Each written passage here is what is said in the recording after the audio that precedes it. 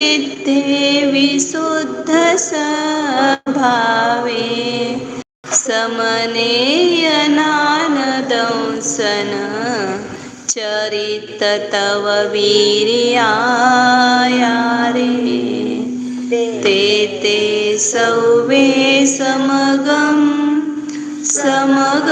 पत्तेगमेव पत्तेगम वन्दामि वर्तन्ते अर्हन्ते मानुषे खित्ते किच्चा अर्हन्ताणं सिद्धाणं तहनमोगनहराणम् अजावयवकाणं साहूणं चैव सोवेसिं तेसिं विशुद्धदंसण नाणपहाणा समं समासेच उपसंपयामि सम्मं जतो निवाण संपत्ती. उघड असं देते. नमो वंदन. प्रवचन सारखा परिशिष्ट चल रहा है. परिशिष्ट शेवट एकदम.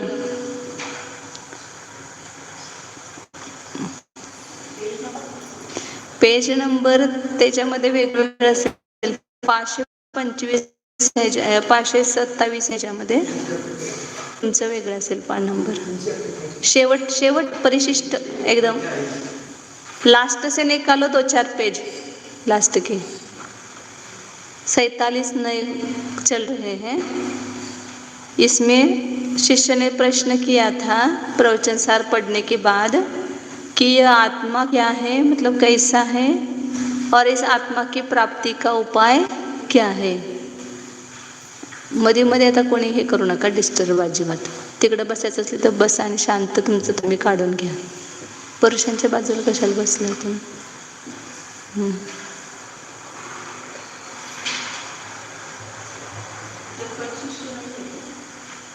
आहे त्याला जोडूनच आहे, लागूनच आहे.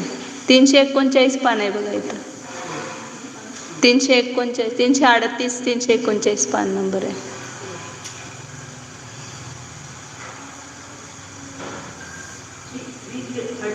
हां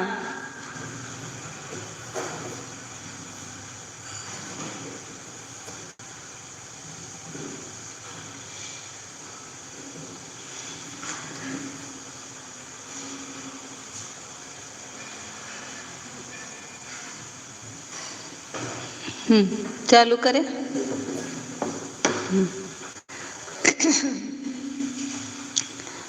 इसमें परिशिष्ट में 2 प्रश्न किए थे कि आत्मा कोयम आत्मा कथम च अवाप्यते. सबसे अपने जीवन में महत्वपूर्ण 2 प्रश्न हैं. आत्मा क्या वस्तु है. सदीप भैया माहिती आहे का आत्मा काय आहे. कोण आहे मैं कौन हूँ. ये पहला प्रश्न. और ये आत्मा कैसे प्राप्त किया जाता है. पता तो चला कि आत्मा अमुक वस्तु है. आत्मा अनंत धर्मों का एक समूहात्मक एक द्रव्य है. अब इस आत्मा की प्राप्ति कैसे होगी, फिर उसका उपाय क्या है. तो उसका उपाय बताया कि ऐसे अनंत धर्मात्मक वस्तु को हम श्रुत ज्ञान रूपी प्रमाण के द्वारा स्वानुभव से उसको जान सकते हैं. तो आत्मा का प्राप्त करने का उपाय है स्वानुभव.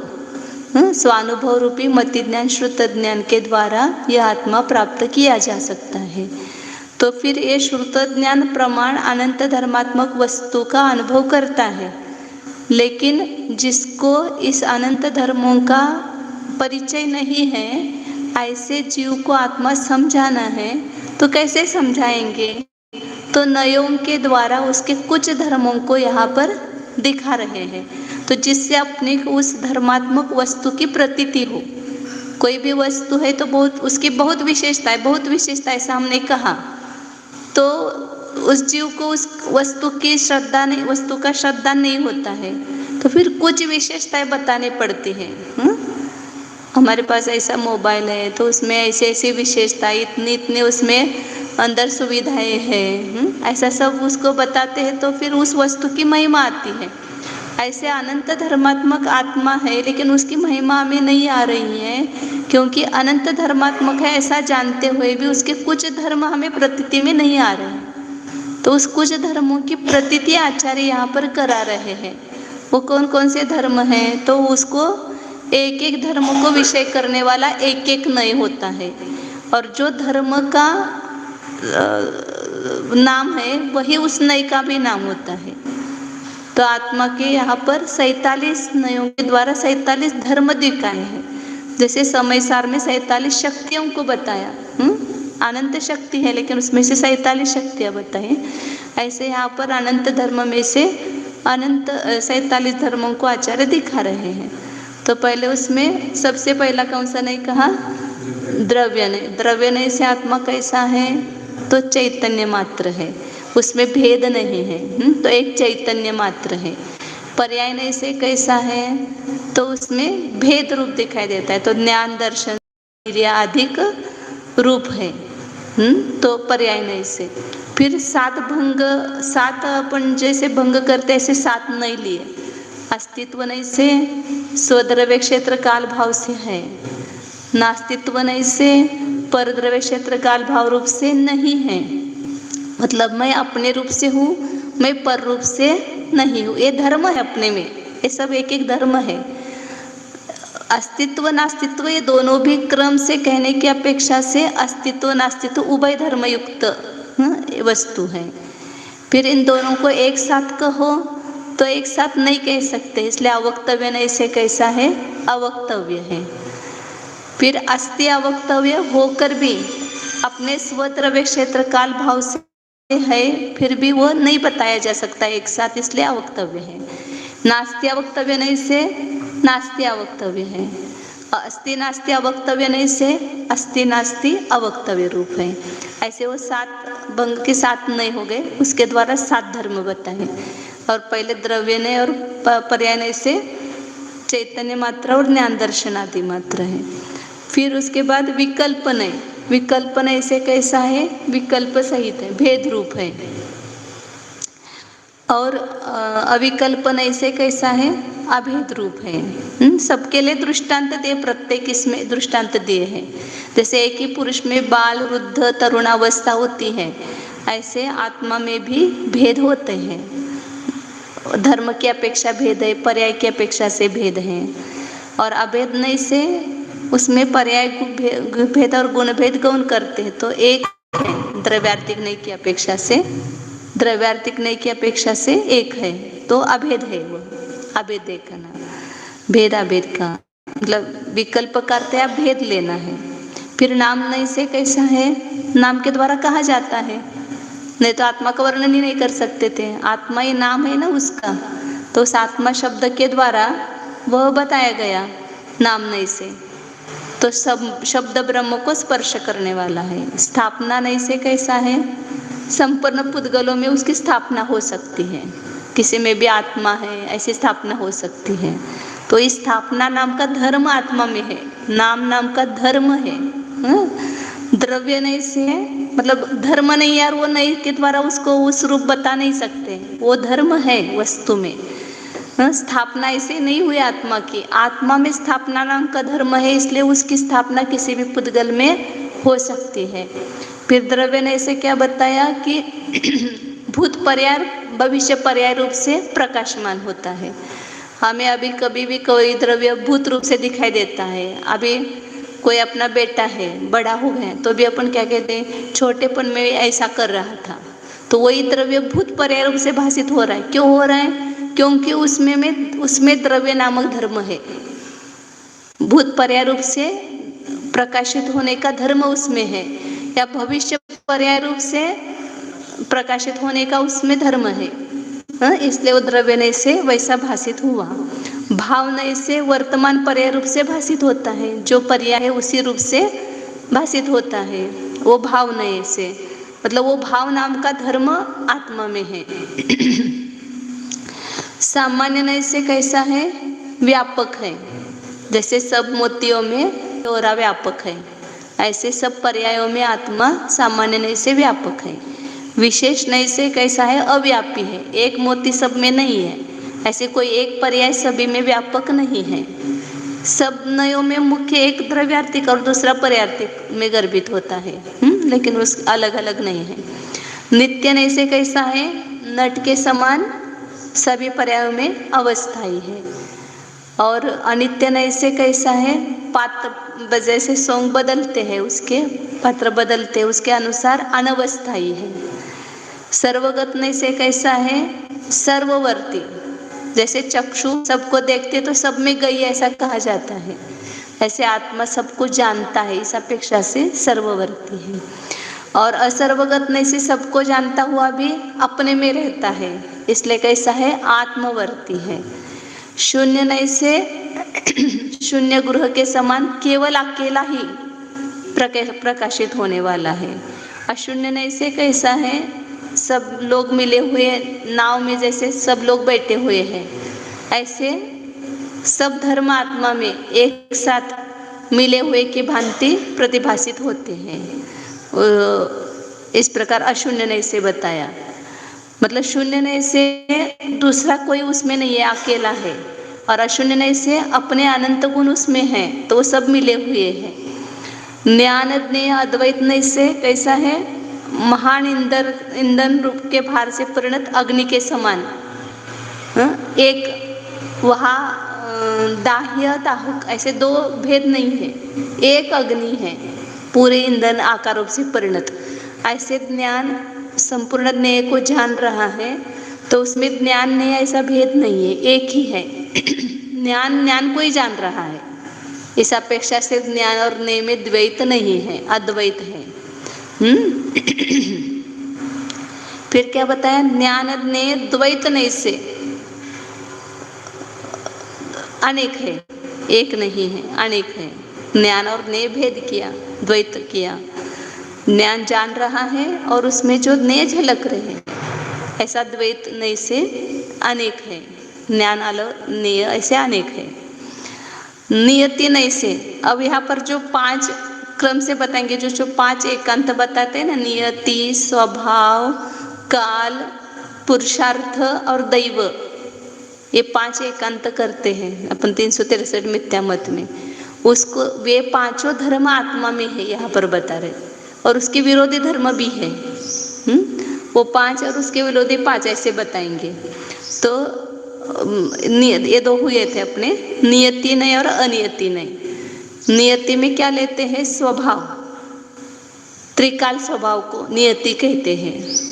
किसी भी कार्य के लिए कारण लगते हैं ऐसा कहते हैं ना, उसमें नियति भी है, स्वभाव भी है, और उसमें पुरुषार्थ भी है, काल भी कारण है, और दैव भी कारण है। तो यहाँ पर नियति नैसे कैसा है? आत्मा नियत स्वभाव अवभासी, नियत स्वभाव रूप से भाषित होता है, उसका स्वभाव बदलता नहीं है। त्रिकाल, तीनों कालों में किसी भी पर्याय में जाए, वो स्वभाव नियत है, बदलता नहीं है कभी भी। जैसे नियमित उष्णता रूप से परिणत अग्नि के समान, अग्नि का उष्ण स्वभाव कभी बदलता नहीं है, वो नियत है। वैसे नियत है। और अनियति ने इसे क्या बताया था कि जैसे पानी का स्वभाव गर्म हुआ तो नियत है क्या? नहीं है, वो अनियत है। तो पर्याय स्वभाव अनियत होता है, द्रव्य स्वभाव नियत होता है। तो द्रव्य स्वभाव की अपेक्षा से नियमित बताए, नियत स्वभाव भाषित होने वाला है। और अनियति ने ऐसे आत्मा कैसा है? कोई एक फिक्स स्वभाव नहीं है उसका, पर्याय स्वभाव बदलता रहता है, अनियत स्वभाव है। ये 2 हुए थे। अब यहाँ से पढ़ना है अपने को, यहाँ तक हुआ था अपना पहले 27 नहीं, अब 28वां नहीं है, वहाँ से पढ़ते हैं। स्वभाव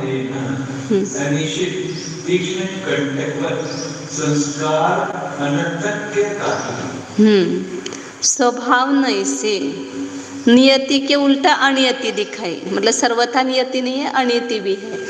ऐसे यहाँ पर स्वभाव और अस्वभाव ऐसे दोनों आएंगे। स्वभाव नैसे अनिश्चित तीक्ष्ण कंटकवत संस्कार अनर्थक्य कार्य। मूल लेते पहले, स्वभाव नैसे कैसा है आत्मा? संस्कार को अनर्थक मतलब निरर्थक करने वाला है। संस्कार कुछ होते नहीं है उस पर, आत्मा पर संस्कार को निरर्थक करने वाला है। किसी भी मतलब पर्याय में गया तो वो संस्कार उसका स्वभाव कभी बदलेगा क्या? आत्मा का जो त्रिकाल स्वभाव है, चैतन्य स्वभाव या न्यायिक स्वभाव, वो निगोद पर्याय में जाए या सिद्ध पर्याय में रहे या किसी द्विंदिक पर्याय में जाए तो भी वो कभी पलटने वाला नहीं। तो संस्कार उस पर नहीं हुए, संस्कार निरर्थक हुए। मतलब खोटे संस्कार भी नहीं होते, अच्छे संस्कार भी नहीं होते। द्रव्य पर संस्कार काम नहीं करते हैं। द्रव्य स्वभाव कैसा है, नियत ये बताया था ना पहले, तो वो स्वभाव नहीं से संस्कार को निरर्थक करने वाला है, उस पर संस्कार कोई काम नहीं करते हैं। जैसे उदाहरण दिया, अनिश्चित तीक्ष्ण कंटकवत, कांटा है, कांटा कैसा है? वह तीक्ष्ण कांटा है। तो वह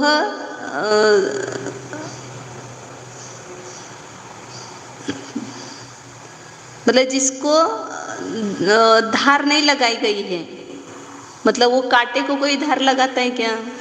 कांटे में जो धार है वो धार क्या बोलते? धार ही बोलते हैं ना, धार जो, हाँ मतलब उसका जो सवान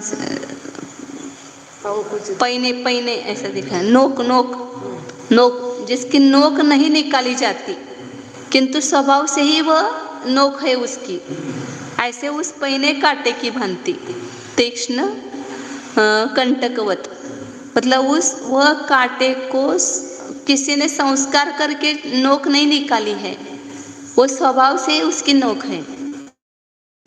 तो उसके ऊपर कोई संस्कार नहीं चलता, ये दृष्टांत है फक्त। ऐसे ही आत्मा के संस्कार काम नहीं करते हैं त्रिकाली स्वभाव के ऊपर। त्रिकाली स्वभाव है वह जैसा है वैसा ही है, वो कभी बदलता नहीं है।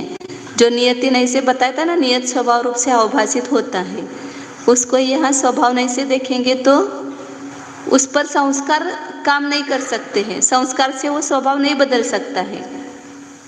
हम उस पर संस्कार करेंगे और उसका स्वभाव बदलेंगे तो ऐसा नहीं। जैसे भव्य है तो भव्य ही रहेगा, अभव्य है तो अभव्य रहता है। कितने भी संस्कार करो उसके ऊपर तो कुछ वहाँ पर वो संस्कार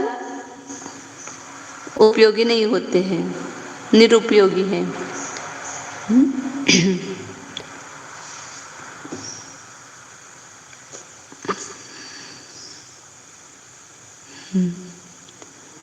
जिस प्रकार तीक्ष्ण कांटा स्वभाव से ही नुकीला होता है, उसकी नोक किसी से निकलवाना नहीं पड़ती, उसी प्रकार आत्मा का जो एक रूप स्वभाव है उसमें संस्कार कोई कार्य नहीं करते हैं। वो संस्कार निरुपयोगी है, उस स्वभाव को बदल नहीं सकते हैं। उसमें किसी के संस्कार नहीं पड़ते स्वभाव के ऊपर। संस्कार क्षणिक पर्याय पे काम कर सकते हैं, अबे आगे का नहीं आएगा वह, मतलब सर्वथा नहीं है।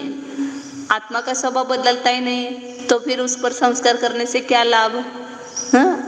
तो वो द्रव्य स्वभाव पर काम नहीं करेंगे संस्कार, लेकिन पर्याय स्वभाव पर काम करेंगे, वो आगे के नहीं में आएगा। तो संस्कार क्षणिक पर्याय में काम कर सकते। ध्रुव स्वभाव जो होता है वो एक रूप होता है, उसमें संस्कार काम नहीं कर सकते हैं।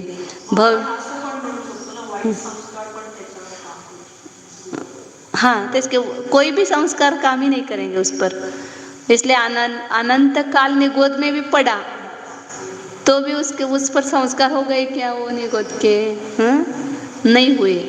और कितने काल अच्छे संस्कारों में रहे तो भी वह उसका स्वभाव नहीं है।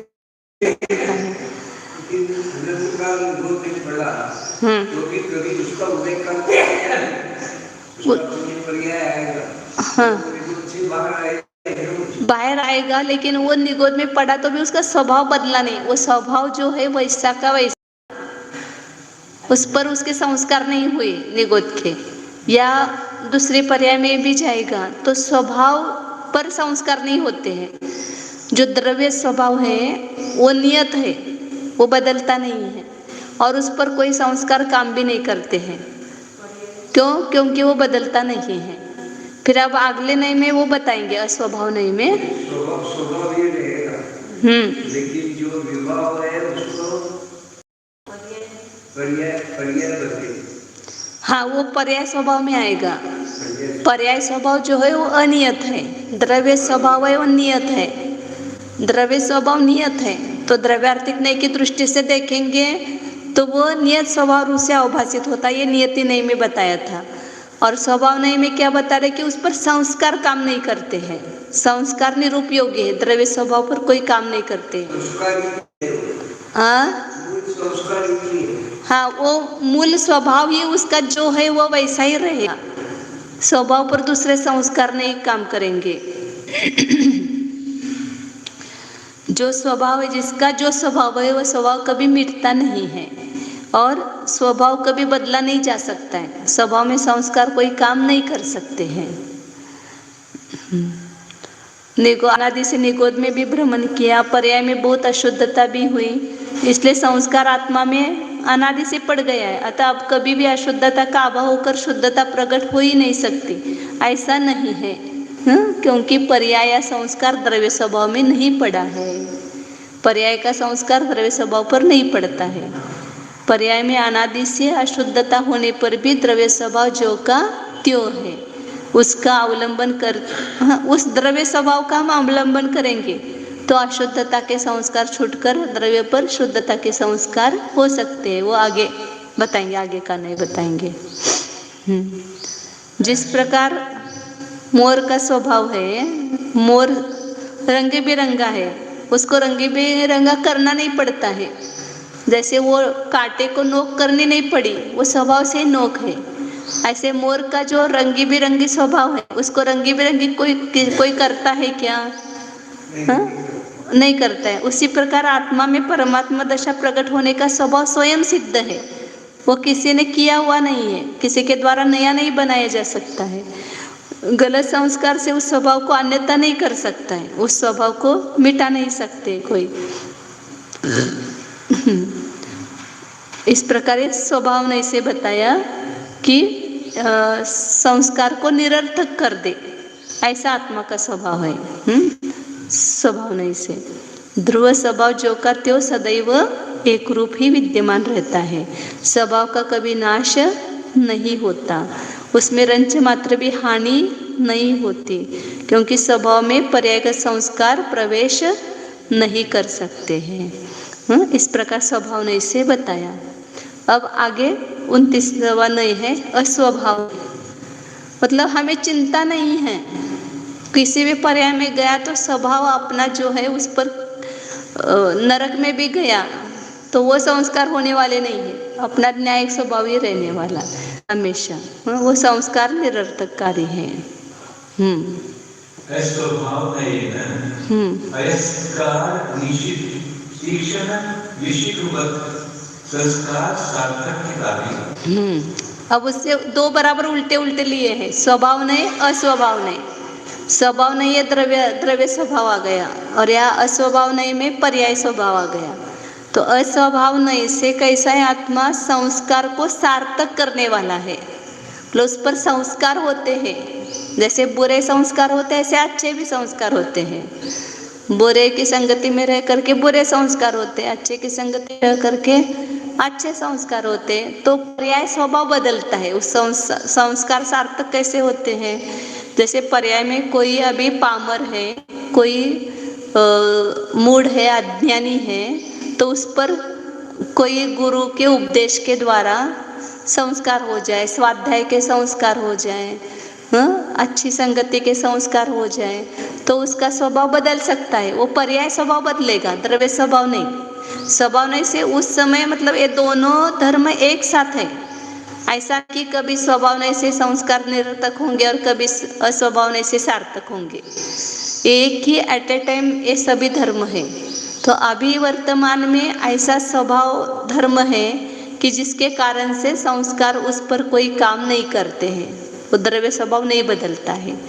और इसी समय ऐसा पर्याय स्वभाव है कि उस पर संस्कार करके वो पर्याय स्वभाव बदल सकता है। अभी मिथ्या दृष्टि है, वो सम्यक दृष्टि बन सकता है। अभी कोई असंयमी है, वो संस्कार करके संयमी बन सकता है। तो मिथ्या दृष्टि भी उसका पर्याय स्वभाव था, वो बदल करके संस्कार से सम्यक दृष्टि हो गया। असंयम भी उसका पर्याय स्वभाव था, उसको बदल करके संयम रूप से परिणमन कर सकता है। अभी संसारी है, वह मुक्त बन सकता है संस्कार करके। तो इस प्रकार ये पर्याय स्वभाव की अपेक्षा से अस्वभाव नहीं बताया। पर्याय स्वभाव, पर्याय पर संस्कार काम करते हैं, द्रव्य पर संस्कार काम नहीं करते हैं, द्रव्य स्वभाव पर, लेकिन पर्याय स्वभाव पर संस्कार काम करते हैं। इसलिए तो संस्कार करने से फायदा है ना। यदि संस्कार ही नहीं होते तो कोई संस्कार करता ही नहीं। संस्कार हम कर रहे हैं अपने आत्मा के ऊपर, बार बार संयम के संस्कार करते हैं, बार स्वाध्याय के ज्ञान के संस्कार डालते हैं। किस कारण से डालते हैं? क्योंकि पर्याय में ये बदल हो सकता है। जैसे कोई अनजन चोर जैसा चोर भी सप्तव्यसनी था, तो उस पर अच्छे संस्कार हुए तो वो मोक्ष को प्राप्त हो गया कि नहीं हो गया?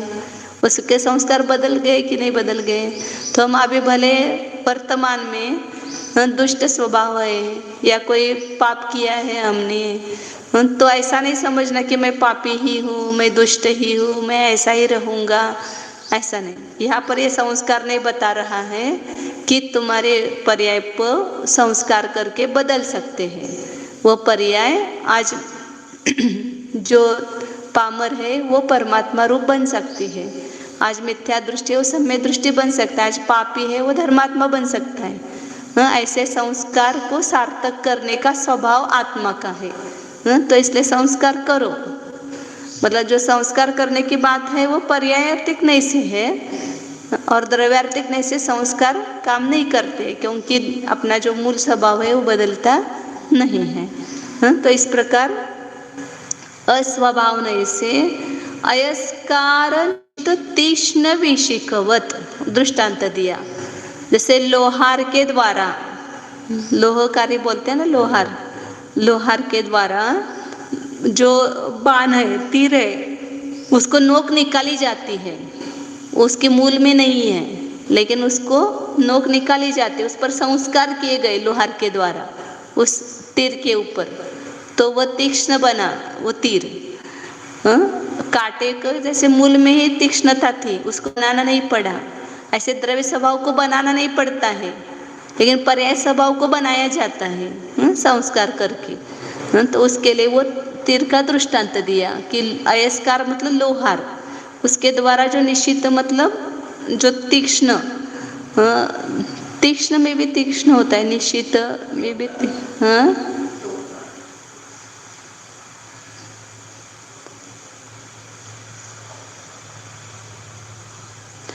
जिसके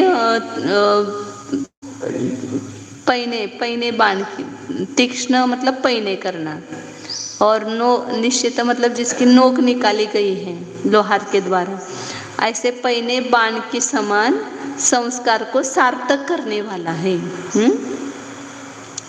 जैसे जो वाल्या था वो वाल्मीकि बन गए ना, डाकू था एक, सबका खून करो, खून क्या बोलते हैं उसको, खून ही बोलते हैं, मर्डर करता था, उसको खून बोलते हैं ना मराठी हिंदी में। तो ऐसा जीव भी संस्कार कर हुए उसके ऊपर अच्छे, उसने अपने ऊपर अच्छे संस्कार किए, तो वह क्या बन गया, वाल्मीकि ऋषि बन गया। इसी प्रकार आज कोई निचली पर्याय में है, आज नरक में भी है, तो वह कल वहाँ से निकल करके मोक्ष सकता है ना। 5वें नरक तक के जीव निकले हुए मोक्ष जा सकते हैं, मुनि बन सकते हैं, मोक्ष जा सकते हैं। तो उस पर संस्कार हुए, तो ये धर्म अपने में भी है, सभी में है। तो मेरी भी पर्याय बदल करके इस पर संस्कार हो करके मैं मोक्ष जा सकता हूँ। मोक्ष जाने के संस्कार अपने आत्मा पर हो सकते हैं, तो वो संस्कार अपने चिदानंद भगवान आत्मा हूँ ऐसा बार बार अपन अपने आत्मा पर संस्कार करेंगे तो क्या होगा, यह आत्मा भी परमात्मा बन सकता है। सब संस्कार अपने ऊपर हो सकते हैं। तो बुरे संस्कार को हटाना है और अच्छे संस्कार को डालना है। उससे क्या होगा, अपना पर्याय स्वभाव जो आज संसार अवस्था है वो मिट करके परमात्मा अवस्था प्राप्त हो सकती है। अज्ञान पलट करके ज्ञान हो सकता है, मिथ्या दर्शन बदल करके सम्यक दर्शन हो सकता है। मतलब रत्नत्रय रूप से यह आत्मा परिणमन कर सकता है। किसके कारण से? ऐसे नए संस्कार उस पर डालेंगे तो संस्कार कार्य है। इसलिए बच्चों पर सब पर क्यों संस्कार करते हैं? क्योंकि ऐसा धर्म है आत्मा में कि वो संस्कार कार्यकारी होते हैं। यह स्वभाव बदल सकता है।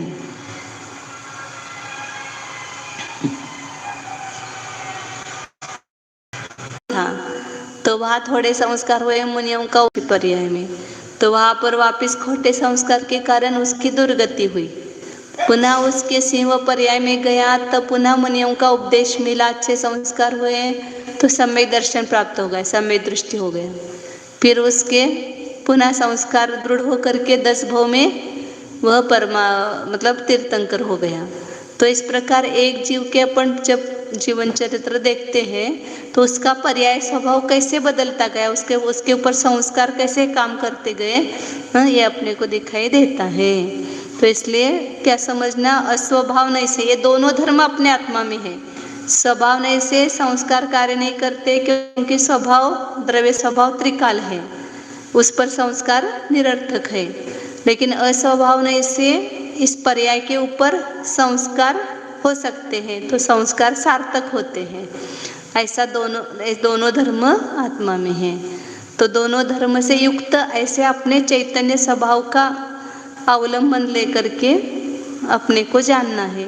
मतलब इन सब धर्मों का प्रयोजन है, इन सब नयों के द्वारा धर्म बताने का प्रयोजन क्या है? उस धर्मयुक्त धर्मी को हम जाने, आत्मा को प्राप्त करना है।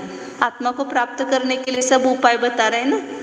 तो आत्मा को कैसे प्राप्त करेंगे? वो धर्म आत्मा में, ऐसे धर्म से युक्त आत्मा है, ऐसा जब हम जानेंगे तो उस आत्मा की प्राप्ति होगी। अब आगे काल नहीं से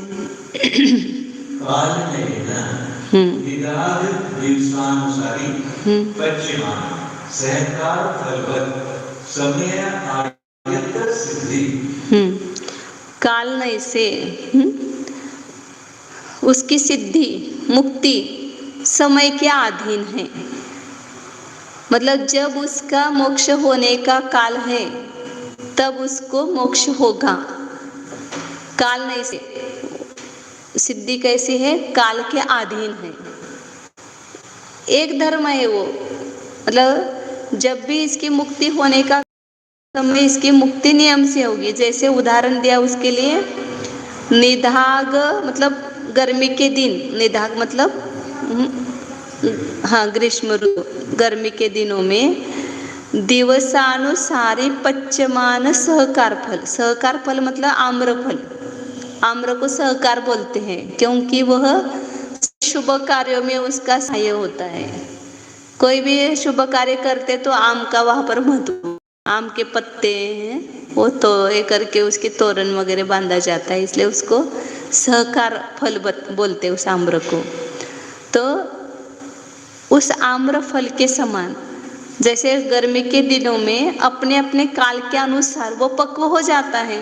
आप कुछ भी मत करो, उसको पेड़ पर लगा हुआ आम है, उसके काल के अनुसार पक जाता है ना। अब बिना पकाए भी पकता है, वो काल नहीं से उसकी समय के अधीन उसकी पकने की सिद्धि है। ऐसे आत्मा का जो है ऐसा स्वभाव है कि काल के अनुसार उसको मुक्ति नियम से होगी। जैसे भरत चक्रवर्ती के 923 पुत्र अनादिकाल से कहा थे निगोद में थे, एक इंद्र को पर्याय प्राप्त की और वहां से भरत के पुत्र हुए। तो उनकी मुक्ति का काल था, तो क्या हुआ वहां पर? बिना कुछ ज्यादा किए भी उनको क्या हुई? मुक्ति हो गई ना। 8 साल की उम्र में संयम धारण कर लिया और वहां उन्होंने पुरुषार्थ नहीं किया, ऐसा नहीं है, पुरुषार्थ भी किया, लेकिन वो गौण है वहां पर काल की मुक्ति, उनकी काल अवधि आई ऐसा बोलते हैं। मतलब बिना अपना प्रयत्न इतना दिखाई नहीं देता है, थोड़ा सा प्रयत्न किया है और किसी को लॉटरी लग गई तो क्या बोलते हैं, इसके काल अवधि आ गई। मतलब काल की मुख्यता से वहाँ पर वर्णन करते हैं, तो काल के अधीन उसकी सिद्धि हुई, ऐसा कहते हैं। केवली भगवान ने केवल ज्ञान में जो काल देखा है वही उसी ये नहीं करना प्रयोग कि जब होनी है मुक्ति होगी, लेकिन जब मुक्ति होगी उसमें पुरुषार्थ भी नियत है आपका कि बिना पुरुषार्थ के होगी ऐसा नहीं है। वह उस समय वैसा पुरुषार्थ वह जीव करेगा ही, लेकिन वहाँ पर पुरुषार्थ गौण करके काल की मुख्यता दे करके जब कथन करते हैं तो काल के अधीन उसकी मुक्ति बताई जाती है। मुक्ति के द्रव्य के आश्रय से ही मुक्ति होती, काल के आश्रय से मुक्ति नहीं होगी। उसको जब भी मुक्ति होगी तब स्वभाव का अवलंबन लेकर ही मुक्ति होगी। उस काल में होनी है तो बिना स्वभाव के अवलंबन लिए हुए होगी क्या मुक्ति है? बिना उसकी परिणामों की विशुद्धि हुए मुक्ति होगी क्या? उस काल में ही होगी, लेकिन वह जीव अपने स्वभाव सन्मुख होगा, पुरुषार्थ करेगा और सब कर्म परिणाम के द्वारा संपूर्ण कर्म का नाश करके ही मुक्ति को प्राप्त होगा। लेकिन वहाँ पर काल की मुख्यता से कहा जाता है कि काल के अधीन इसकी सिद्धि है, मुक्ति है। तो काल ने से समय के अधीन इसकी सिद्धि बताई गई है।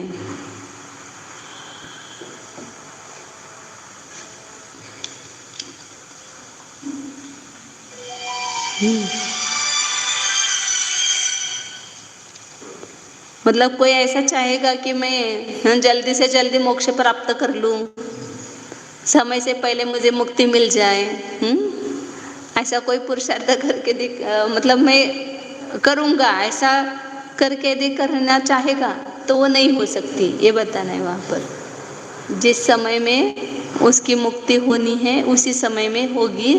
मैं जल्दी से जल्दी मेरे संसार का अभाव करूँ, हाँ नाम इस जीव कैसे होंगे कि मैं जल्दी मोक्ष प्राप्त करूँ, लेकिन वह ऐसा ये करके नहीं कर सकता है।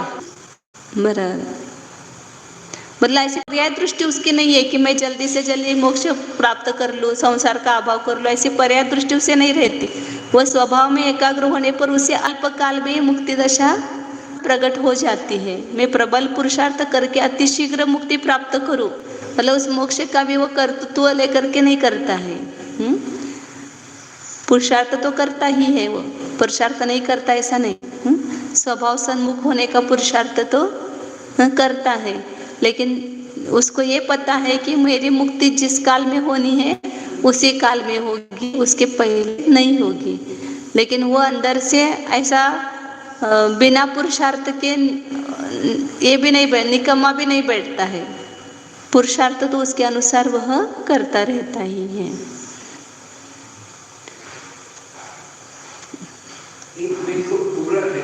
हाँ हाँ, मतलब ये भी धैर्य चाहिए ना अपने को कि जिस समय मुक्ति होनी है उसी समय होने वाले, तो मैं तो ज्ञाता दृष्टा रहने का पुरुषार्थ, ये भी धैर्य ये प्रकट उसमें हो जाता है। मतलब किसी कार्य में हेर फेर करने का वो पुरुषार्थ नहीं करता है। मतलब मैं बदल दूँ, कैसे नहीं होगा, मैं करके दिखाऊंगा समय से पहले, ऐसा नहीं कर सकता है।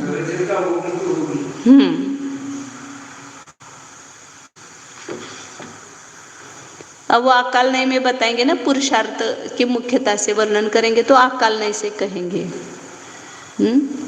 काल नय से समय के अधीन सिद्धि है, मतलब जब मुक्ति की प्राप्ति होनी है उस काल में मुक्ति की प्राप्ति होती है। अब अकाल नय से आगे बताएंगे। अकाल नय कृत्रिम पुष्प पाच्यमान सहकार सर्वत समय अनायत सिद्धि। उल्टा देखा है ना। अकाल नय से कृत्रिम उष्णता से पकाए जाने वाले आम्रफल के समान सबके अधीन सिद्धि नहीं है, मतलब पुरुषार्थ के अधीन है। समय के अधीन नहीं, मतलब पुरुषार्थ के अधीन है। तो किसी जीव ने बहुत पुरुषार्थ करके सिद्धि प्राप्त कर ली, तब उसको क्या कहा जाता है? देखो, इसने पुरुषार्थ से मुक्ति की प्राप्ति की, तो वहाँ काल की मुख्यता नहीं दी जाती है।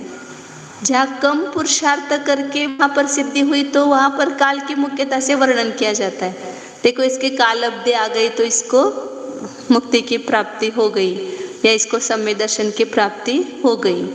और जब उग्र पुरुषार्थ करके वह मुक्ति प्राप्त कर लेता है, तो अकाल ने इसे कहा जाता है कि इसने पुरुषार्थ से मुक्ति की प्राप्ति की। अकाल में वहाँ पर पुरुषार्थ आदि अन्य कारण लेना है, काल नहीं में काल मुख्य कारण लेना है।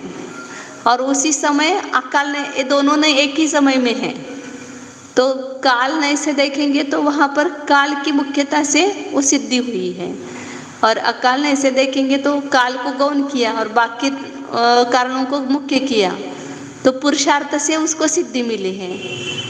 मतलब बुद्धिपूर्वक कोई कार्य अपन करते पुरुषार्थ से और सिद्धि हो गए, तो अपन क्या कहते? देखो, उसने पुरुषार्थ किया तो उसको ये प्राप्त हो गया। तो वहाँ पर पुरुषार्थ की मुख्यता होती है। और कोई बिना पुरुषार्थ करके अपने आप, अब वह पुरुषार्थ और दैव भी आने वाले आगे, या पर काल और अकाल ऐसा करना है, प्लस समय के अनुसार वह कार्य बन गया, तो वह समय के अधीन हो गई उसकी सिद्धि। और किसी ने तीव्र पुरुषार्थ करके वो कर दिया काम पहले, तो उसको क्या बोलते हैं? अकाल नहीं से समय के अधीन नहीं सिद्धि हुई, समय के अधीन नहीं है।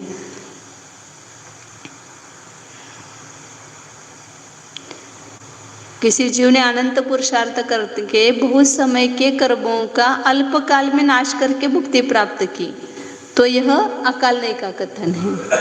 और काल नय से क्या कहा जाता है कि आत्मा उसकी जब मुक्ति होनी थी तब उसकी मुक्ति हो गई, ये काल नय से कहा जाता है। पुरुषार्थ गौण किया जाता है वहाँ पर। स्वभाव की दृष्टि करके स्वभाव में स्थिर होने पर आत्मा की मुक्ति हो जाती है, वहाँ आत्मा की मुक्ति स्वकाल में हुई, ऐसा काल ने इसे कहा। और उग्र पुरुषार्थ के द्वारा शीघ्र मुक्ति प्राप्त कर ली, यह अकाल से कहा जाता है।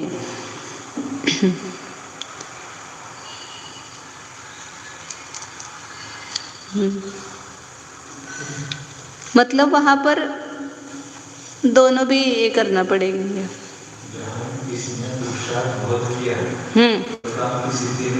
हाँ, नहीं आई थी। पुरुषार्थ किया और उसका काम बन गया, तो इसने पुरुषार्थ किया तभी इसका काम हो। पुरुषार्थ वहाँ पर मुख्य है।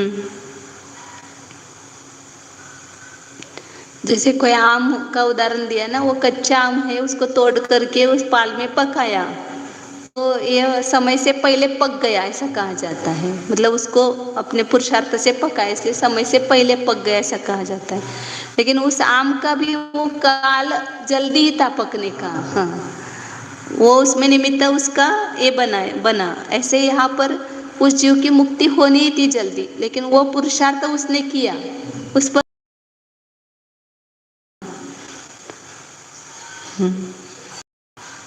जैसे ना अकाल मृत्यु की भी बात आती है ना, सर्प आदि के काटने से, विष आदि भक्षण करने से उसकी जल्दी मृत्यु हो गई, तो वह अकाल मृत्यु हो गई ऐसा कहते हैं उसको। लेकिन उसकी मृत्यु जल्दी ही होनी थी, मतलब उसकी आयु का घात होना ही था। ऐसा नहीं था कि वो नहीं होना था और हो गया, ऐसा नहीं। और उसने आयु ज्यादा बांधी थी लंबी, लेकिन मृत्यु का समय वो नहीं था, उसका मृत्यु का समय यही था। लेकिन उस विष भक्षण की मुख्यता वहां पर लेकर के उसको अकाल मृत्यु कहते हैं। उसकी काल मृत्यु नाम क्यों आया? क्योंकि आयु के सब निषेध के मृत्यु नहीं हुई, वो विष भक्षण के निमित्त से उसके आयु के अपवर्तना हो करके फिर मृत्यु हुई, तो उसको अकाल मृत्यु नाम दिया जाता है। लेकिन उस जीव की वो पर्याय भी उतनी ही थी, मतलब ऐसा ये था, संयोग था उसका। तो काल को छोड़ करके अन्य निमित्त की मुख्यता कहते तो अकाल नहीं से वो काल के अधीन नहीं सिद्धि है। और जब काल की मुख्यता से कहते तो वो काल पर ही उसकी सिद्धि हुई, ऐसा समय के अधीन अनुसार उसकी सिद्धि हुई, ऐसा कहते हैं। मतलब ऐसे दोनों धर्म है आत्मा, ये सब धर्म लगाना है।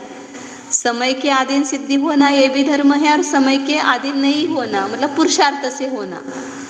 समय के अधीन नहीं होना मतलब पुरुषार्थ से कार्य होना, ये भी आत्मा में धर्म है। तो कोई ये मान करके बैठे कि जब काल आएगा तब मेरी मुक्ति होगी, ऐसा बैठेगा तो वैसा एकांत नहीं है। पुरुषार्थ से भी सिद्धि होती है, मतलब उस अकाल से भी सिद्धि होती है।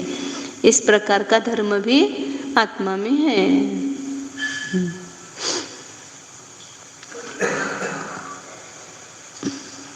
आगे ले रहे पुरस्कार नहीं ना, पुरस्कार उपलब्ध मधु कुटीक पुरस्कार वादिवत यत्न साध्य सिद्धि। अब पुरस्कार नहीं बताए, मतलब पुरुषार्थ नहीं। पुरस्कार नहीं से सिद्धि कैसे होती? प्रयत्न से साध्य की सिद्धि होती। कोई भी कार्य प्रयत्न से सिद्ध होता है, तो ऐसे आत्मा की सिद्धि भी प्रयत्न से होती है, पुरस्कार नहीं से। जैसे कोई वो बोलता है ना कि बिना पुरुषार्थ के कुछ भी नहीं होता है। पुरुषार्थ से बीज बो, फिर वो वृक्ष अंकुर आएगा, फिर वो बड़ा होने तक उसको पानी दे दो, फिर उसको मधुछत्ता नींबू का वृक्ष उत्पन्न हो गया, फिर उसको मधुमक्खियों ने उसको छाता बना दिया, उसको छत्ता बना दिया। तो जैसे उस किसी पुरुष को पुरुषार्थ से उस नींबू के वृक्ष की प्राप्ति लिया, संयम धारण कर लिया, तपस्चरण किया, फिर उसको मुक्ति की प्राप्ति हुई, तो यत्न से उसको साध्य की सिद्धि हुई है। ऐसा यत्न से साध्य की सिद्धि होना ऐसा धर्म है उसमें, आत्मा में, पुरस्कार नहीं से।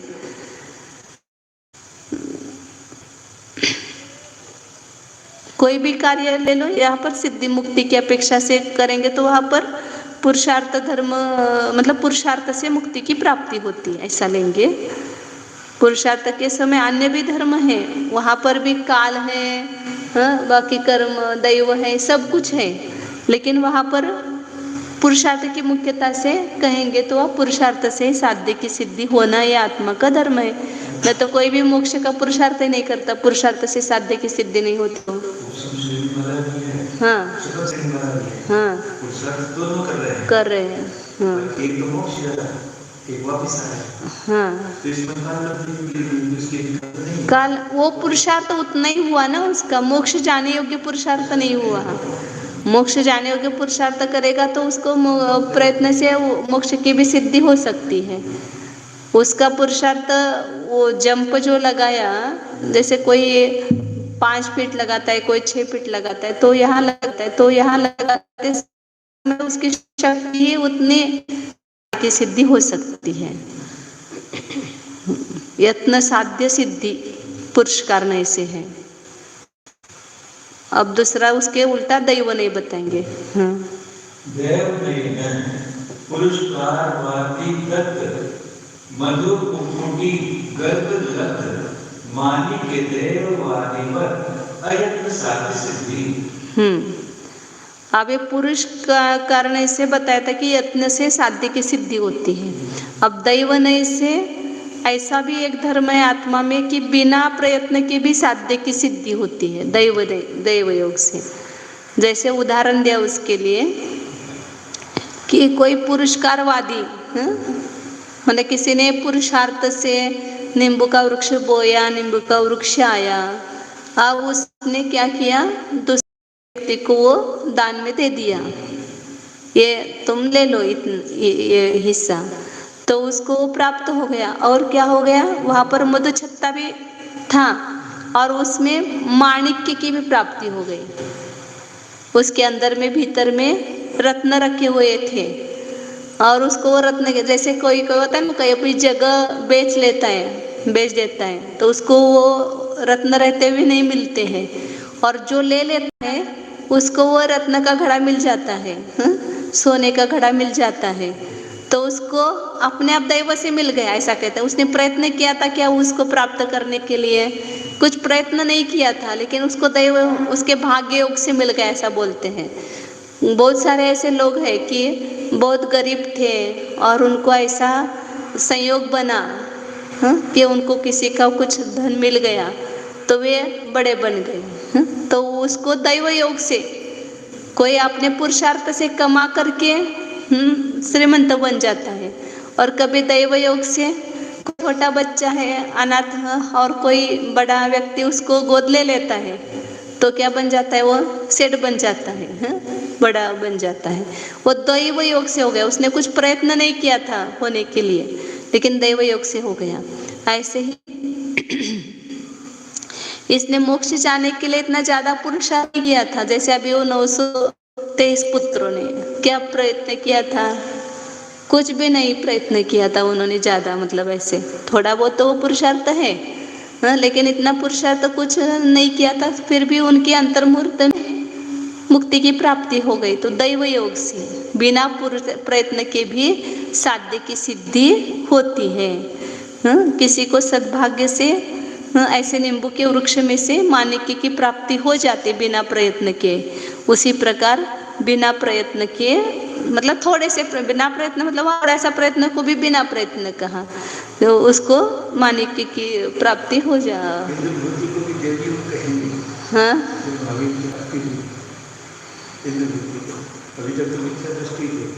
हाँ आए थे प्रश्नोत्तर करने के लिए और बन गए दैव योग से।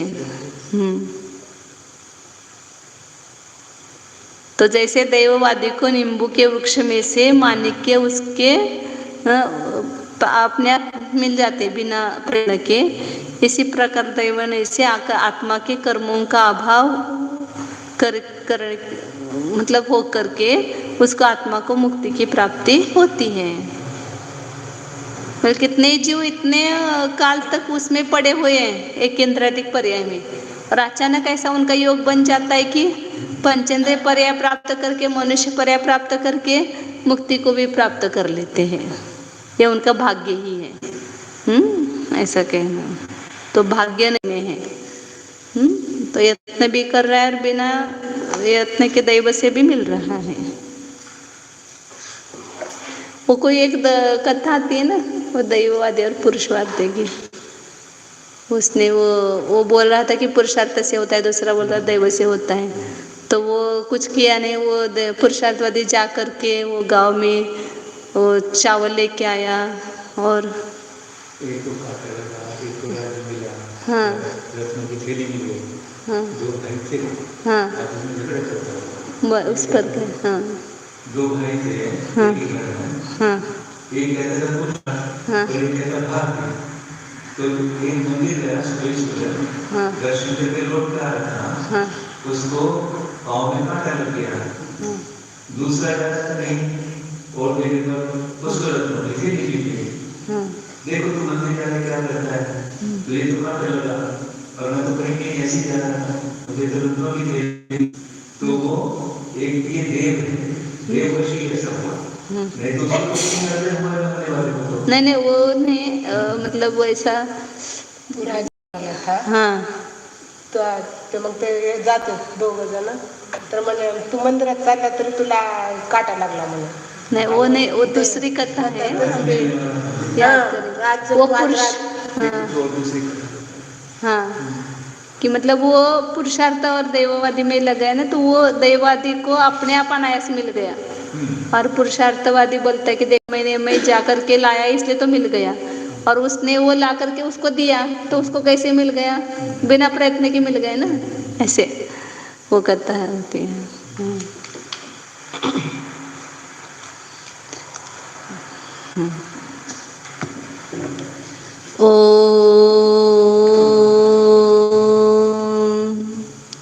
जानिए यह मैं शुद्ध चैतन्यमय जीव ही हूँ, ज्ञान दर्शन स्वरूप हूँ।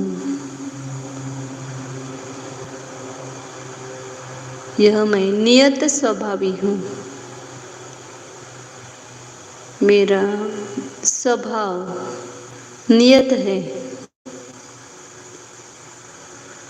मैं अनंत एक रूप हूँ, अभेद रूप हूँ, अखंड हूँ, अनंत धर्मों का यह मैं एक, अनंत धर्मों की खान हूँ। अंदर देखिए, मेरे इन असंख्यात प्रदेशों में अनंत धर्म भरे हुए हैं। अनंत धर्मों का वैभव पड़ा हुआ है मेरे घर में। उस अपने अनंत धर्मों के वैभव को देख करके संतुष्ट हो जाइए।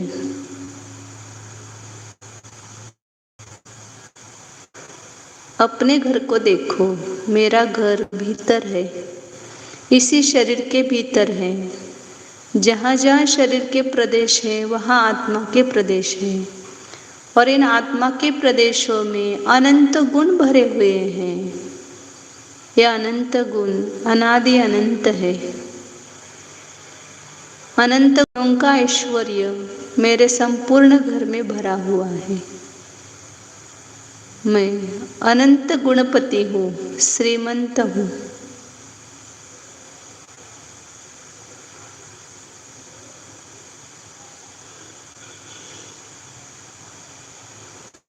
काल से सिद्धि होना, आकार से सिद्धि होना, प्रयत्न से सिद्धि होना, दैव से सिद्धि होना, ये सब मेरे इन संपूर्ण प्रदेशों में ये धर्म विद्यमान है। इन धर्मों से युक्त मैं एक धर्मी हूँ, मैं अखंड धर्मी हूँ। इन अनंत धर्मों का स्वामी मैं अकेला ही हूँ।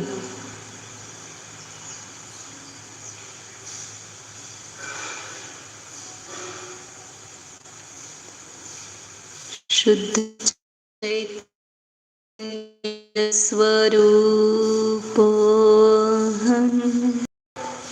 ज्ञानानंद स्वरूपोऽहम्, एकत्व विभक्त स्वरूपोऽहम्,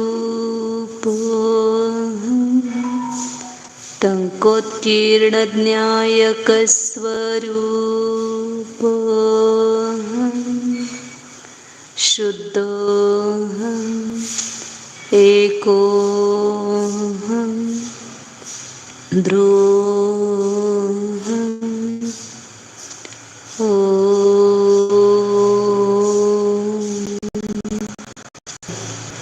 नमो अरिहन्तानं, नमो सिद्धाणं, नमो आयर्यानं, नमो वज्रायाणं, नमो लोये सवसा